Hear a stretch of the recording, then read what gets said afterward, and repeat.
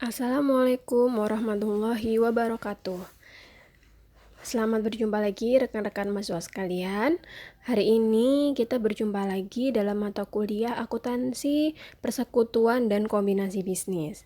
Hari ini kita akan membahas masih sama dengan pertemuan yang lalu, yaitu masih di bab 15, yaitu terkait dengan persekutuan.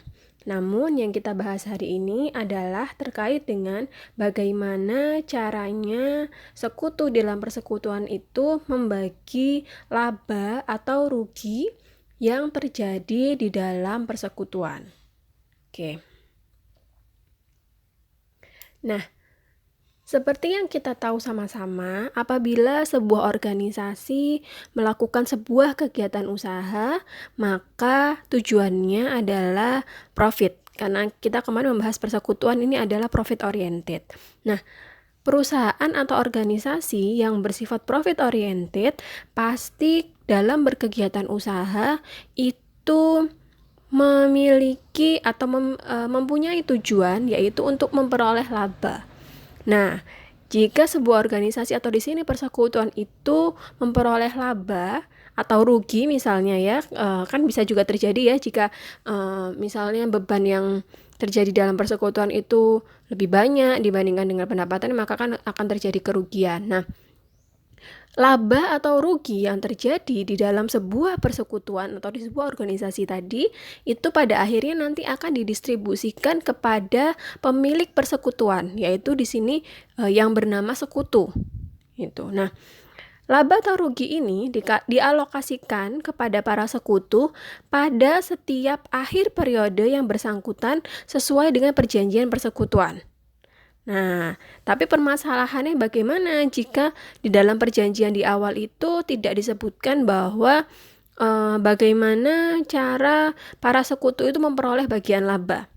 Nah, di sini diatur di dalam Kitab Undang-Undang Hukum Perdata ya, dalam bab 8 bagian 2 pasal 1633 menyatakan bahwa sekutu berhak memperoleh bagian laba atau rugi secara proporsional sesuai dengan jumlah yang dikontribusikan ke persekutuan.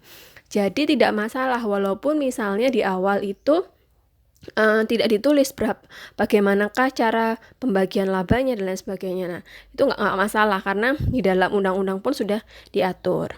Nah, tetapi sebenarnya hampir semua persekutuan itu pasti sudah memiliki perjanjian alokasi laba atau rugi. Gitu. Nah, ketika sudah ada perjanjian tersebut, maka harus diikuti secara benar.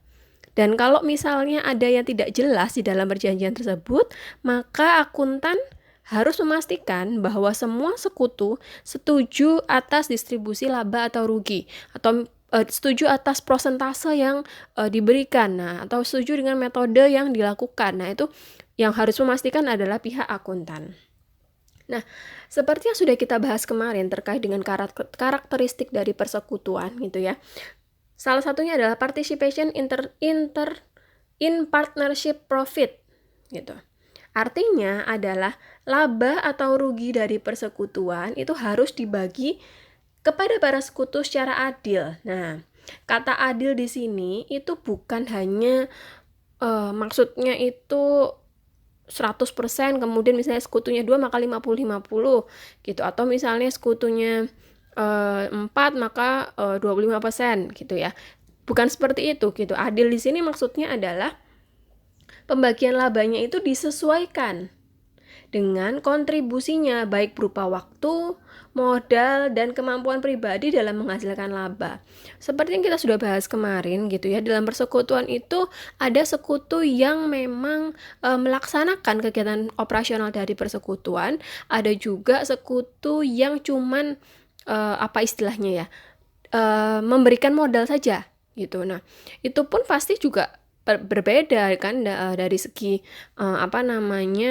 kontribusinya terhadap persekutuan kan juga berbeda gitu. Nah, itu juga harus dilihat. Jadi tidak murni hanya dari modal awal yang disetorkan ke dalam persekutuan gitu. Jadi adil di sini bukan berarti harus sama ya. Tetapi harus memperhitungkan juga berapa waktu yang diberikan, kemudian modalnya juga yang diserahkan, kemudian kemampuan pribadinya dalam menjalankan kegiatan usaha itu juga diperhitungkan. Nah, di samping itu, adil di sini juga berarti tidak ada perbedaan yang mencolok. Nah, ini juga penting gitu. Jadi, antara masing-masing sekutu itu tidak berbeda secara mencolok. Misalnya satunya 10%, satunya 90%. Nah, itu kan sangat mencolok ya. Nah, tidak seperti itu. Karena di sini sekutu itu sifatnya adalah partnership ya. Nah, karena dia sifatnya partnership, jadi nggak boleh adanya hal-hal seperti ini. Karena pasti hal seperti itu akan membuat hubungan dari partnership ini akan menjadi yang berantakan atau nggak jelas gitu ya, karena pasti akan terjadi kecemburuan seperti itu. Nah, oleh karena itu, maka untuk menyikapi hal-hal ini gitu ya, menyikapi bagaimana seharusnya membagi atau mengalokasikan laba rugi yang baik gitu ya, maka ada atau diperlukan namanya metode perhitungan untuk pembagian laba rugi yang disepakati bersama. Nah, metodenya apa saja? Di sini metodenya ada 4. Yang pertama adalah laba dibagi sama. Yang kedua adalah laba dibagi dengan rasio tertentu. Yang ketiga, laba dibagi dengan rasio modal. Dan yang keempat, laba dibagi dengan metode khusus. Jadi ada 4 macam metode dari pembagian laba kepada para sekutu ini. Oke, sekarang kita bahas yang pertama dulu. Jika kita menggunakan metode laba dibagi sama. Nah, kalau kita menggunakan metode laba dibagi sama, maka artinya masing-masing sekutu itu selalu mendapatkan bagian laba yang sama. Nah, contohnya misalnya ini, ada sebuah firma gitu ya, labanya itu pada akhir periode diperoleh 150 juta. Maka karena kita pakai metode laba dibagi sama, karena sekutunya ada 3 gitu ya, maka 150 ini langsung dibagi dengan 3. Nah, jadi masing-masing sekutu mendapatkan laba yang sama, yaitu sebesar 50 juta. Bolehkah seperti ini? Boleh. Gitu. Jadi jika memang disepakati di awal gitu ya, menggunakan laba dibagi sama, karena mungkin melihat pembagian penyertaan modalnya mungkin tidak terlalu jauh, kemudian sama-sama memiliki kemampuan pribadi dan sama-sama mengalokasikan waktu gitu ya. Jadi agar nggak pusing, nggak ribet gitu, maka dibagi 3 atau dibagi sesuai dengan jumlah sekutunya. Nah, itu boleh saja gitunya. Jadi metode ini gampang ya. Jadi kalau labanya dibagi sama itu gampang. Jadi langsung aja berapakah jumlah labanya pada tahun tersebut, kemudian langsung dibagi dengan jumlah sekutu. Oke. Nah, yang kedua adalah metode laba dibagi dengan rasio tertentu. Kalau tadi kan sama nih, jadi langsung 3 ya, sekutunya 3 langsung dibagi 3. Nah, ini dengan rasio tertentu. Misalnya, contohnya modal sekutu A itu 51 juta. Modal sekutu B 54 juta, kemudian modal sekutu C 45 juta. Sehingga totalnya menjadi 150 juta. Nah, laba atau rugi persekutuan dibagi dengan rasio seperti ini. Nah, rasionya ini apakah disesuaikan dengan modalnya, misalnya 51 dibagi 150 atau 54 dibagi 150 atau 45 dibagi 150? Enggak. Jadi pembagian rasio modal ini itu sesuai dengan kesepakatan gitu. Nah, ini di sini dijelaskan rasionya 3 banding 4 banding 3. Jadi si A itu nanti dapatnya 30%. Ya, di sini ya, si A dapatnya 30%, si B dapatnya 40%, si C dapatnya 30%. Nah, kemudian laba atau rugi persekutuan itu ya, laba firmanya, itu ada sebesar 5 juta. Nah, berarti tadi prosentasenya tadi langsung dikalikan dengan laba. Nah, sehingga ketemu sekutu A mendapatkan 1.500.000, kemudian si B dapatkan 2 juta, kemudian si C dapatkan 1.500.000. Nah, gitu. Jadi labanya tadi ya dikalikan dengan prosentase dari rasio. Dan apakah rasionya ditentukan dengan modalnya? Tidak selalu. Nah, ini kalau kita pakai metode yang kedua, tidak selalu. Gitu ya. Jadi disesuaikan dengan perjanjian di awal ketika para sekutu tadi bermitra gitu ya untuk membentuk persekutuan. Oke. Nah, kita lanjut ke metode yang ketiga. Nah, kalau yang ketiga itu labanya dibagi dengan rasio modal. Nah, jadi menyesuaikan dengan rasio modal gitu ya. Nah, ketika kita ngomong modal gitu ya, atau kita ngomong persekutuan gitu ya, ada beberapa akun-akun yang akan muncul gitu. Akun yang pertama adalah akun modal, pastinya ya, ketika dia setor uang, setor modal, pasti akan muncul akun modal gitu. Ya, kemarin waktu ketika setor uang atau setor modal, maka jurnalnya adalah kas pada modal. Jadi akun modal ini pasti akan muncul ya. Nah, kemudian yang kedua adalah akun penarikan. Ya, atau kalau mungkin kita biasa mendengar itu sebutannya prive. Gitu ya. Prive itu atau akun penarikan. Nah, para sekutu biasanya melakukan penarikan aset dari persekutuan gitu ya. Nah, ini dilakukan misalnya dari sepanjang tahun untuk mengantisipasi keuntungan. Nah, akun penarikan ini yang terpisah terkadang digunakan untuk mencatat penarikan periodik dan kemudian ditutup ke akun modal sekutu pada akhir periode. Jadi, ketika sekutu tadi melakukan pengambilan, itu jurnalnya adalah prive atau penarikan boleh, ya. Kreditnya adalah kas. Nah, ini adalah saat ketika sekutu tadi mengambil atau melakukan penarikan. Nah, nanti pada akhir periode itu akan dilakukan jurnal pembalik gitu ya. Nah, maka si prive tadi atau penarikan tadi akan ditutup ke saldo modal gitu. Maka pada akhir periode nanti jurnalnya akan menjadi modal pada prive atau pada penarikan. Nah, ini pada akhir periode. Kalau ini adalah ketika saat dia mengambil atau melakukan penarikan tadi. Oke. Kemudian yang ketiga adalah pinjaman. Jadi tidak menutup kemungkinan itu para sekutu tuh melakukan pinjaman atau hutang gitu ya terhadap persekutuan gitu. Jadi dia bisa melakukan pinjaman atau melakukan hutang gitu terhadap persekutuan. Bolehkah? Boleh. Diakuinya ya sebagai pinjaman gitu ya. Oke, nah kemudian kalau kita membahas terkait dengan rasio modal, maka di sini kita akan bicara ada yang namanya modal awal, ada yang namanya modal akhir, dan ada yang namanya modal rata-rata. Gitu ya. Nah, modal awal itu adalah modal masing-masing sekutu pada saat persekutuan berdiri. Gitu. Pada umumnya saldo modal masing-masing sekutu setiap periodenya mengalami perubahan karena berbagai macam sebab. Contohnya misalnya di tengah-tengah periode ada tambahan setoran modal. Kemudian di tengah-tengah periode dia ngambil penarikan modal tadi. Kemudian misalnya dia melakukan atau tidak mendapatkan bagian laba dan lain sebagainya. Jadi modalnya itu fluktuatif. Jadi modal di awal itu nggak selalu sama dengan modal di akhir karena ada beberapa transaksi-transaksi terkait dengan modal itu yang terjadi di sepanjang periode tadi. Nah, kalau modal akhir periode itu modal pada akhir periode sebelum pemindahan saldo rekening prive dan pembagian laba atau rugi. Pada umumnya saldo modal akhir ini setiap periodenya juga mengalami perubahan. Jadi modal awal tadi sebelum ketika ada penarikan, kemudian ada setoran gitu ya. Nah, itu kan akan berubah nanti. Nah, itu modal akhirnya juga akan berubah. Oke. Nah, kemudian kalau untuk modal rata-rata. Nah, modal rata-rata masing-masing sekutu selama satu periode itu disebut dengan modal rata-rata. Nah, bagaimana cara menghitungnya? Menghitungnya adalah dengan cara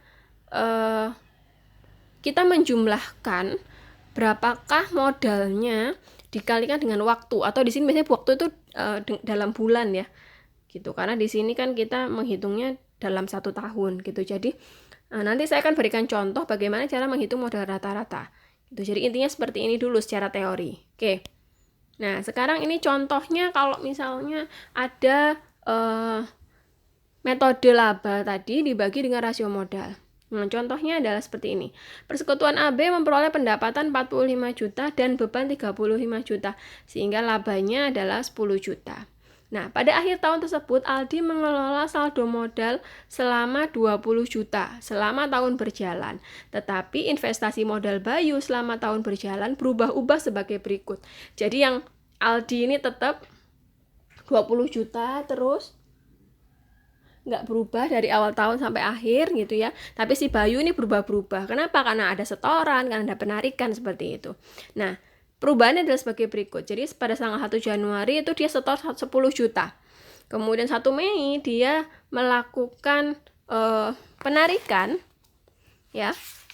Dia melakukan penarikan sebesar 3 juta.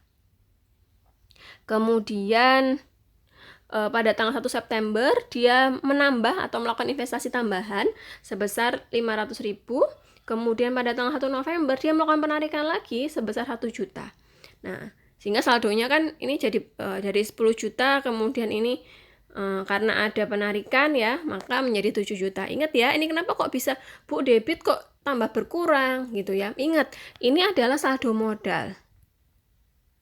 Saldo modal itu teman-teman harus ingat bahwa saldo normalnya adalah di kredit.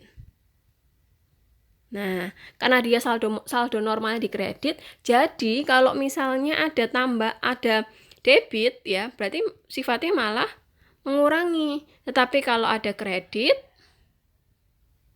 ada akun yang ada di kredit, maka sifatnya adalah menambah.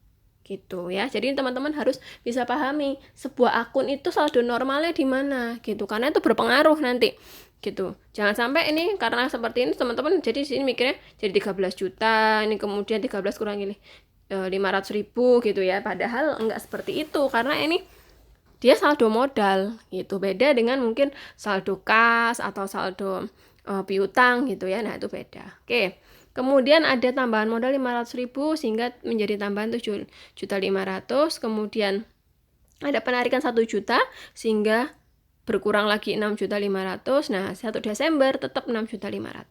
Nah, kalau seperti ini apakah kita langsung lihat? Oh, saldo akhirnya dia modal akhirnya 6.500.000. Enggak. Gitu ya. Enggak langsung seperti itu. Kenapa? Karena kita harus mempertimbangkan nih tiap bulannya ini. Gitu.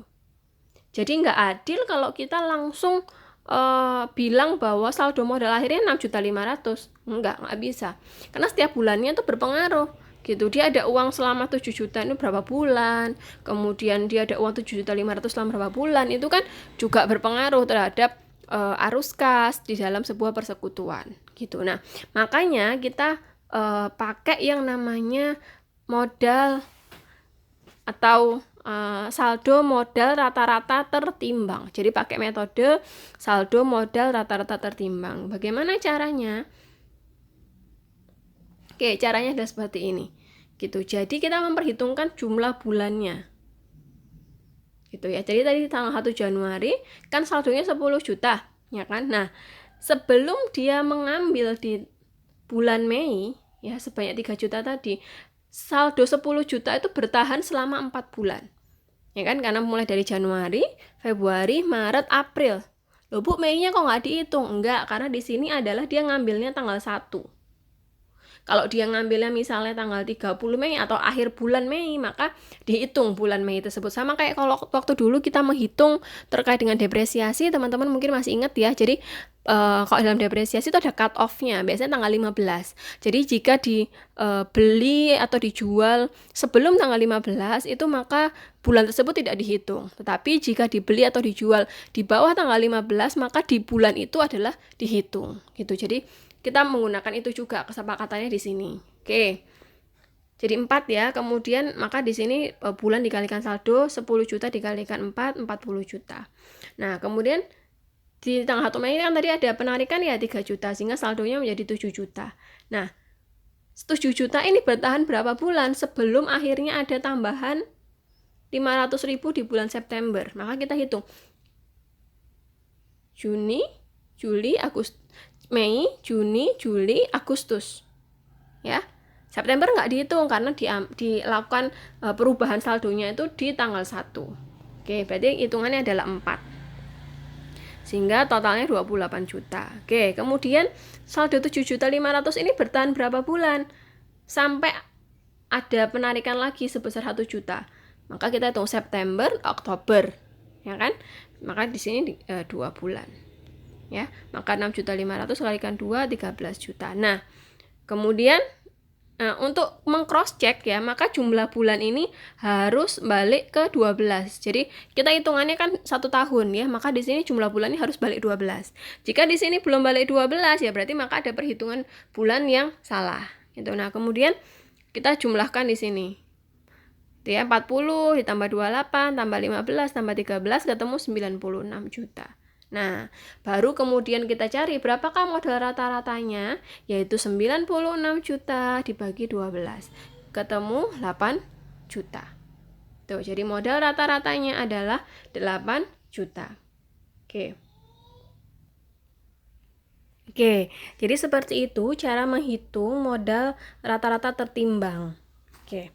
Nah, selanjutnya adalah kita menghitung pembagian labanya. Kalau tadi kan kita masih menghitung modal rata-ratanya. Nah, sekarang kita menghitung pembagian laba. Di sini diilustrasikan bunganya adalah sebesar 15% pada saldo modal rata-rata tertimbang dengan sisa laba yang akan didistribusikan pada rasio 60-40. Maka distribusi laba 10 juta yang akan dihitung sebagai berikut. Nah, persentase laba tadi disetujui 60-40. Kemudian modal rata-ratanya tadi si Aldi kan karena dia nggak ada perubahan ya, maka modal awalnya sama dengan modal akhir, maka di sini sama 20 juta.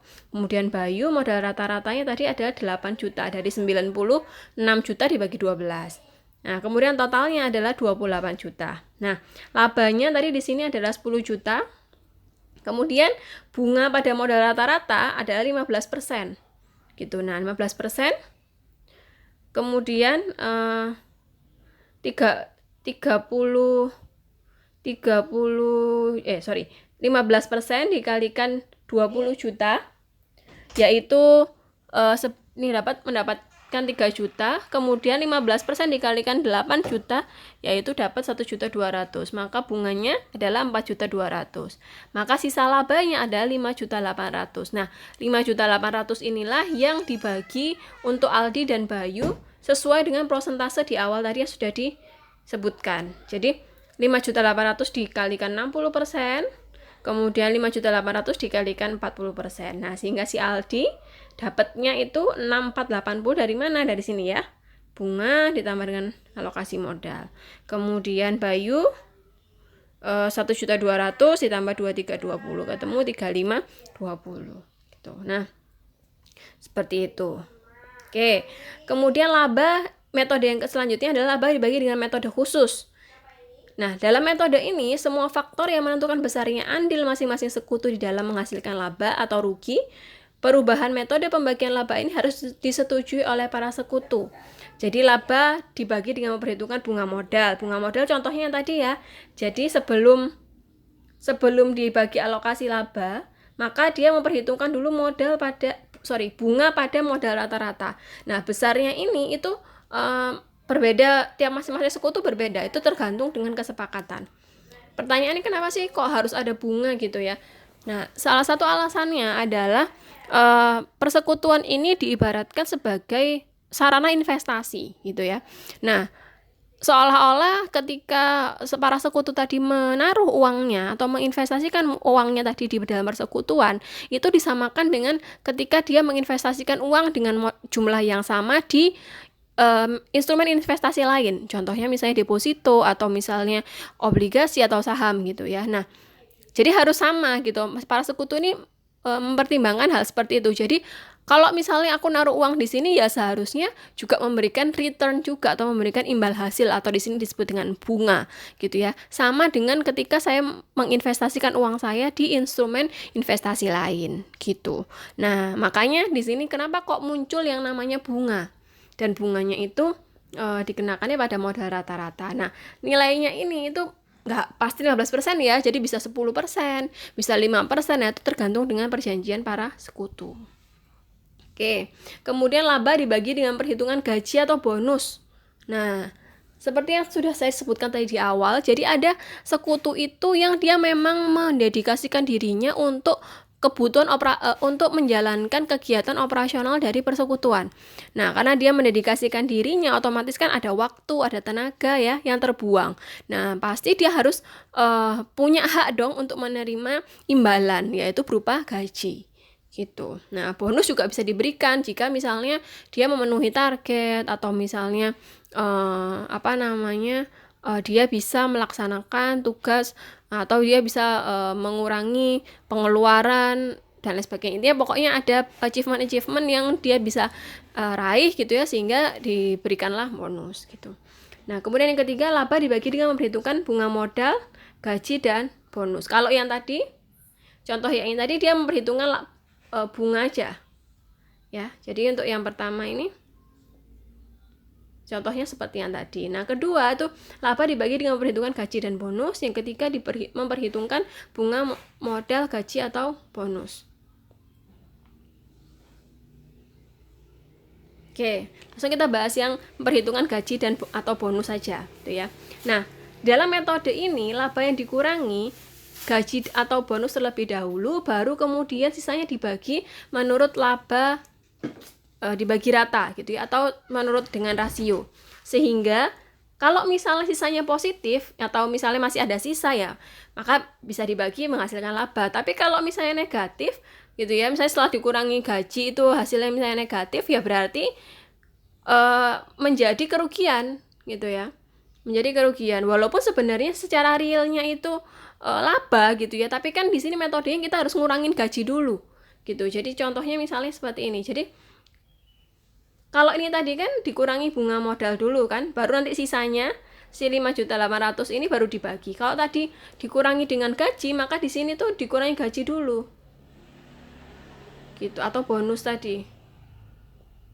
Nah, misalnya sisanya ini adalah minus, ya berarti nanti di sini juga pembagiannya adalah bukan pembagian laba, tapi pembagian rugi gitu. Jadi kalau yang pertama tadi ada bunga, kemudian yang kedua dikurangi lagi sama gaji gitu ya. Nah, seperti itu contohnya. Jadi schedule distribusi dananya itu sama dengan yang tadi, cuman bedanya adalah yaitu apakah dia pakai mengurangi gaji dulu atau mengurangi tadi bunga dulu. Nah, seperti itu. Oke. Nah, kalau ini dua-duanya dikurangi, jadi modal gitu ya. Jadi tadi labanya dikurangi dulu sama bunga modal, kemudian dikurangi lagi sama gaji atau bonus, baru nanti sisanya gitu ya, sisa alokasi labanya tadi baru dibagikan sesuai dengan prosentase yang sudah disepakati di awal gitu. Tuh, jadi intinya adalah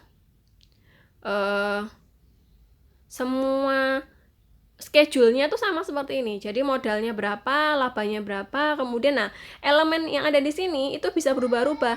Bisa kalau misalnya bunga tok, misalnya yang diminta adalah memperhitungkan bunga aja, ya berarti di sini bunga aja. Tapi misalnya diminta nanti memperhitungkan gaji dan bunga, maka di sini ada gaji, kemudian bawahnya bunga. Atau misalnya memperhitungkan gaji aja, ya berarti di sini cuma gaji aja, di sini nggak pakai bunga gitu. Jadi elemen yang ada di sini bisa berubah-ubah tergantung dengan permintaan yang ada di soal nantinya seperti apa gitu. Intinya adalah sisa laba ini tadi atau alokasi laba itu baru bisa dibagi setelah dikurangi sama elemen-elemen tadi. Elemen gaji, elemen bonus ya, elemen bunga. Gitu, atau salah satu saja di antaranya. Boleh ketiga-tiganya langsung, boleh salah satu aja tergantung dengan kondisi gitu ya. Maksudnya adalah seperti itu. Oke. Itu saja yang bisa saya bahas hari ini. Semoga teman-teman bisa memahami. Kalau memang ada yang belum jelas, teman-teman bisa menanyakannya langsung kepada saya. Nanti saya akan coba untuk menjelaskan lagi apa yang teman-teman belum paham. Atau teman-teman bisa membaca selain mendengarkan presentasi dari saya, teman-teman bisa membaca di buku paketnya gitu ya, atau di buku literatur kuliahnya gitu terkait dengan ini gitu. Di situ di buku itu sudah jelas semua, ada contoh soalnya, ada ilustrasinya, ada penjelasannya lebih lengkap dibandingkan dengan penjelasan saya tadi.